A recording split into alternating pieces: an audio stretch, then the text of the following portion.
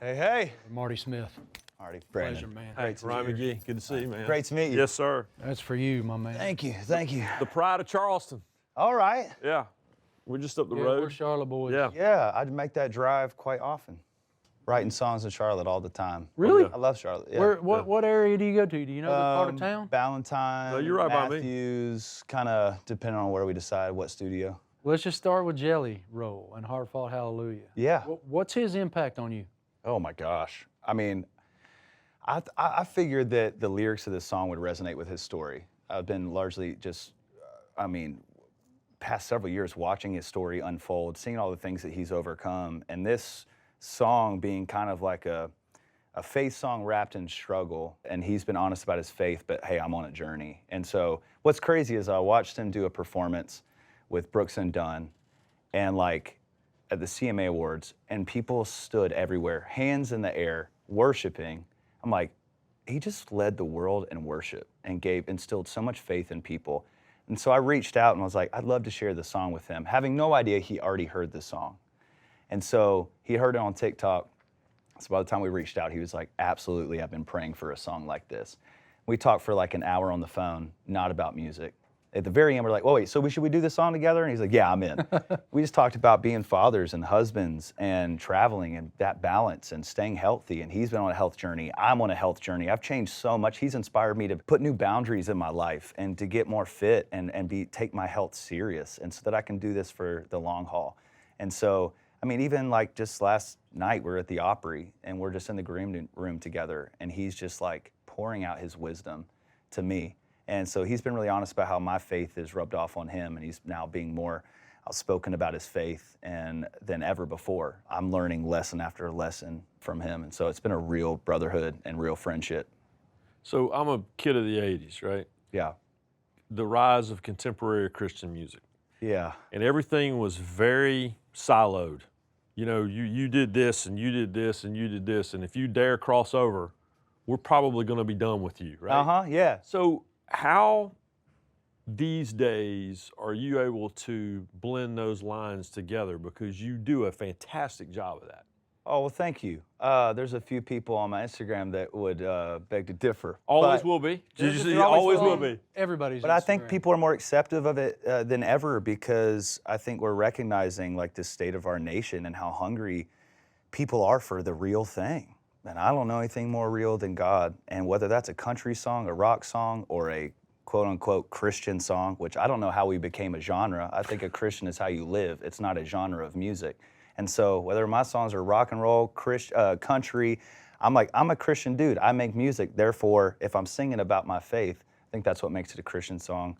But I think people are hungry for the real thing. And so like that's why a Hard Fought Hallelujah can be so accepted in country music, because one, it's a story and someone just pouring out their heart, but it's real. And people hear these lyrics like, I don't always feel it, but that's when I need it the most. They're like, whoa, that feels like me.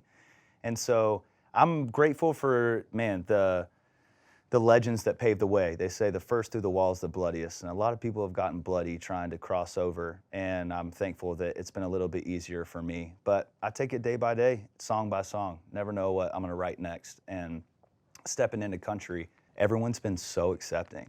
It's been mind-blowing. Like, I just stepped out on the Opry stage thinking no one's gonna know who I am. This is a country night, and I'm stepping in. And the place went nuts. And it shows you how many country folk are listening to Christian music. Right. They're listening to a Luke Combs, and they're flipping to a Brandon Lake, and then they're going back and forth. And so, because there's so much of a faith foundation in country music, and so it's not been a hard jump. I was going to say the same thing. I mean, maybe the greatest icon in the history of the format's Johnny Cash. Yeah. And he cut multiple gospel albums. Right, right. I mean, there's like, I heard someone say recently there was a few pillars of country music, and one of those was like faith. Mm-hmm. And that's not changed, you know? I'm just hoping to like write some more songs that who I like to call Bubba could resonate with and be like, man, I don't know if I understood everything at church on Sunday, but like I get this song, so maybe I can start with this song. If it can do for millions of people what it did for Jelly Roll, and he would say this right now if he was here, and he's said it multiple times, this song got me to worship for the first time in a very, very long time. And if that's what I get to do, what an honor. like introducing this, what we were made to do, worship the one who made us and loves us the most. If we can do that through country music, like, that's a huge win for me. Get them in the tent. Yeah. My great uncle, Yeah, get them in the preacher tent. down in Mount Holly, North Carolina, says, I just got to get them in the tent. Right. And if Yeah. you get the dad, if you get the hubby, if you get the bubba, you kind of get the family, you know? And so I think it's a great way to see it make an impact on our country too. Yeah, redemption is hope. Right. And man, Jelly Roll is such a Yeah. incredible example of how redemptive perspective Yeah. can give so many millions of people hope. And he's so vulnerable.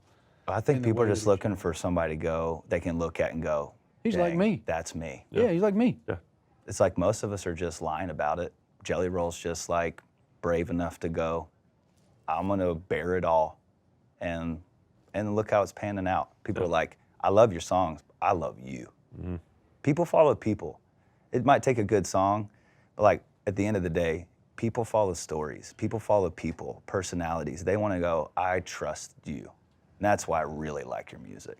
And so that's what I'm trying to do with my music too, and that's why any social media platform you see me on, you're not just seeing the like shiny thing. You're seeing like my kids freaking out in the background. You're seeing, you know, the crappy moments on the farm, quite literally, you know, and just the mess the beautiful mess that is my life. And I think that breeds trust with people. And when you ask them, check out my song, buy my record, well, why? Like, I want to be, because like I want to support this guy and his mission and how he's impacting other people, not just trying to make money from a song, you know?